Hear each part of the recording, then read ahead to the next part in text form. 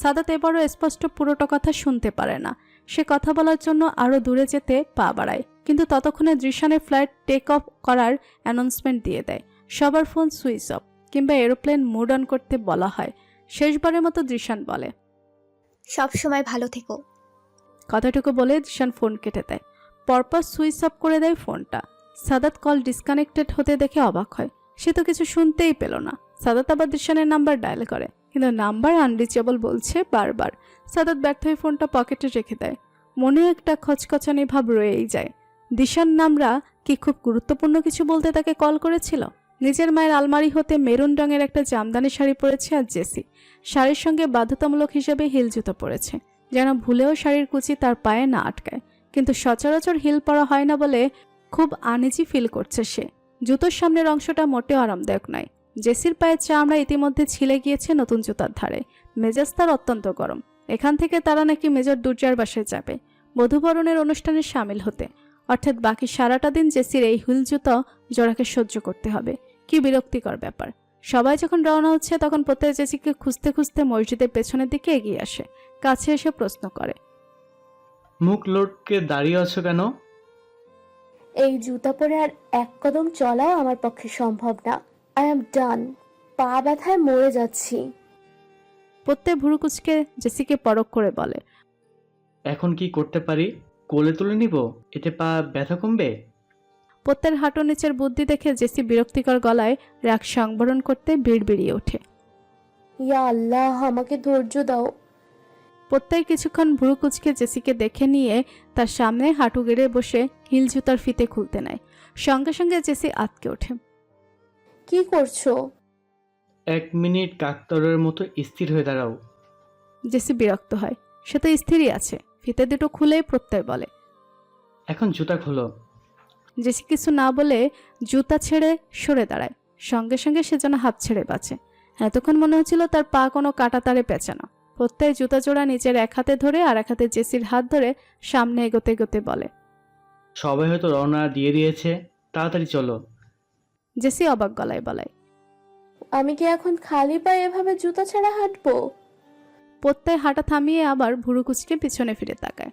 জেসিকে এক মুহূর্তে দেখে নিয়ে বলে, তাহলে কি কোলে নিব? তোমার মতলব তো ভালো না। বারবার কোলে নেওয়ার কথা বলছো কেন? বিয়ের আগে কাছে ঘেঁষার চেষ্টা করলেও কিন্তু মেরে শরীরের হাড্ডি সব ভেঙে দেব।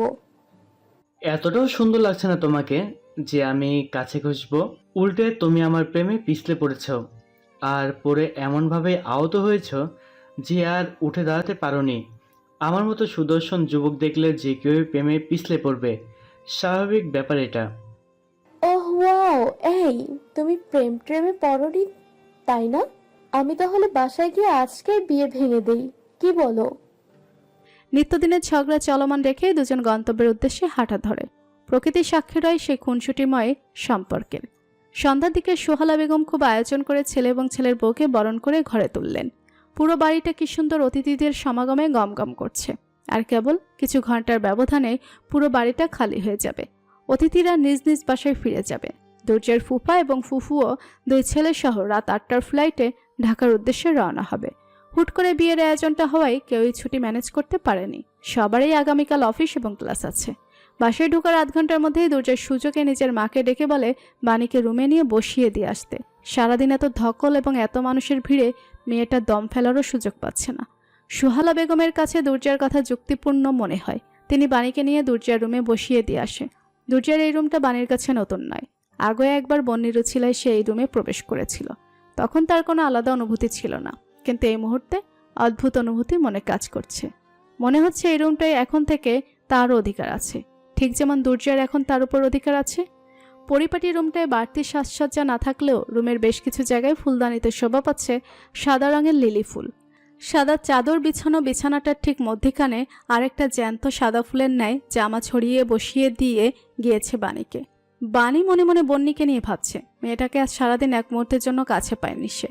তার মেয়েও উড়ান্ত পাখির ন্যায় বারবার মানুষের ভিড়ে মিশে যাচ্ছে।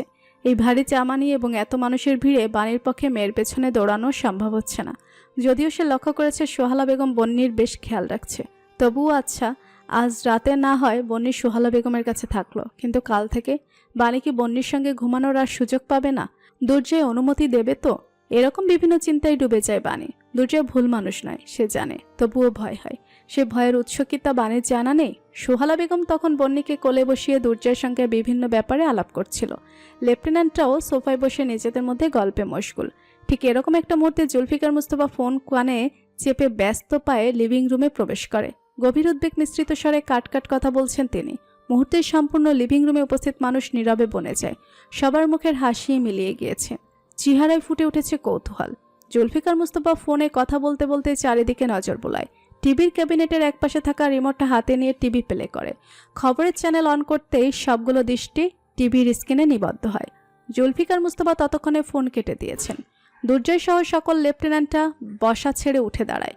টিভির স্ক্রিন হতে দৃষ্টি ফিরিয়ে জুলফিকারের পানে তাকাতে জুলফিকার শান্ত গলায় বলে, অর্ডার এসেছে, এই মুহূর্তে যেতে হবে, কিচ্ছু করার নেই। সুহালা বেগম কিছু বলার পূর্বে দুর্জয় দ্রুত পায়ে নিজের রুমের দিকে পা বাড়ায়।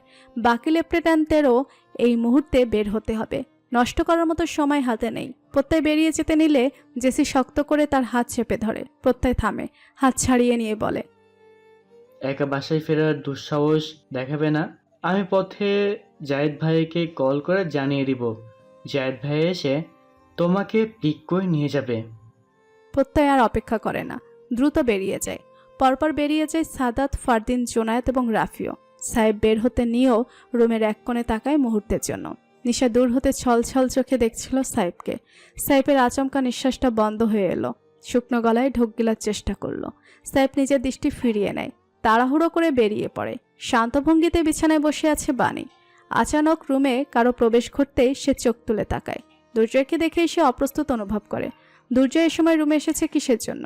দুর্জয় রুমে প্রবেশ করে সময় অপচয় না করে আলমারি খুলে নির্দিষ্ট জামা হাতে দ্রুত ওয়াশরুমে চলে যায়। বানি বোকার ন্যায় তাকিয়ে রয়।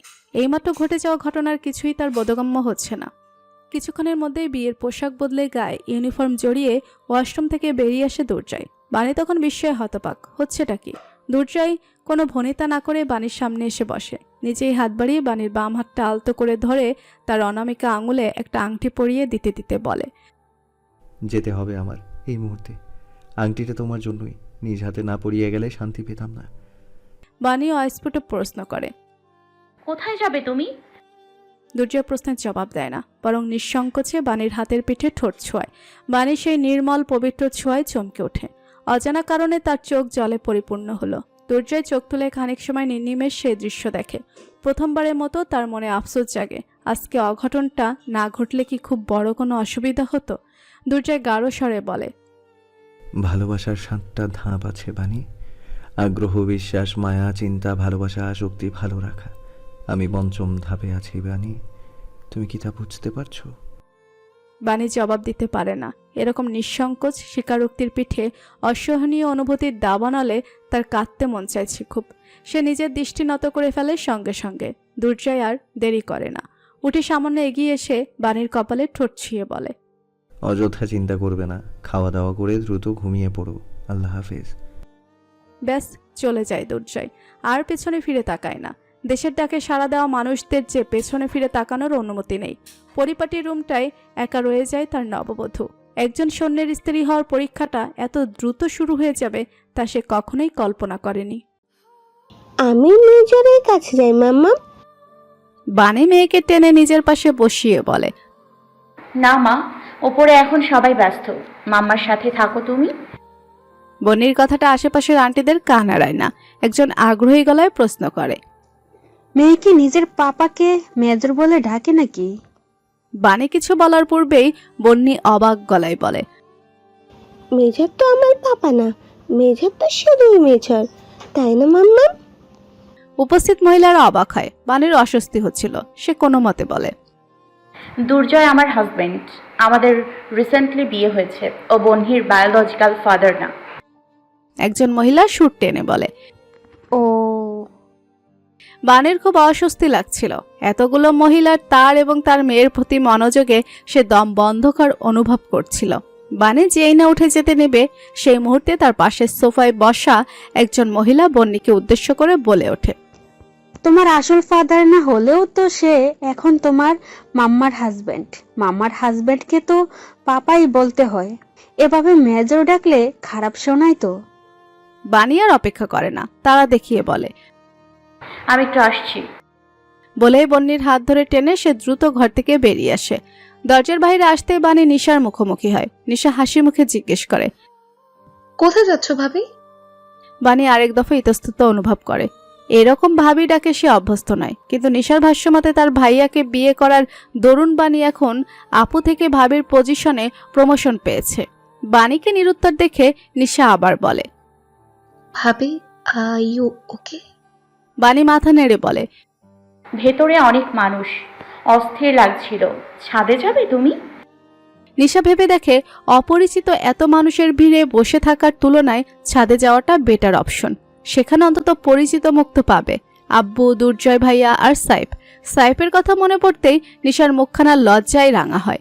ছাদে এসে এত পুরুষের ভিড়ে কাঙ্ক্ষিত মানুষটাকে দূরে এক কোণে রেলিং ঘেঁষে দাঁড়িয়ে থাকতে দেখে সেদিকে এগিয়ে যায় বানি। সঙ্গে রয়েছে বন্যিও। দুর্জয় হট্টগোল ছেড়ে কিছুটা নীরবতার জন্যই এই দূরে এসে আশ্রয় নিয়েছে। প্রত্যয় এবং জেসির জন্য সে খুশি হলেও এত মানুষের ভিড়ে সে কিছুটা হাঁফিয়ে উঠেছিল। সে নিষ্প্রভ পরিবেশ প্রেমী মানুষ। পাশে কারো উপস্থিতি টের পেতেই দুর্জয় তাকিয়ে দেখে বানি এবং বন্নি এসে দাঁড়িয়েছে। মা মেয়ের মলিন মুখখানা দেখে ভুরুকুচকে প্রশ্ন করে, মন খারাপ কেন? বানি কেবল বলে, নিচে অস্বস্তি লাগছিল এত মানুষের ভিড়ে।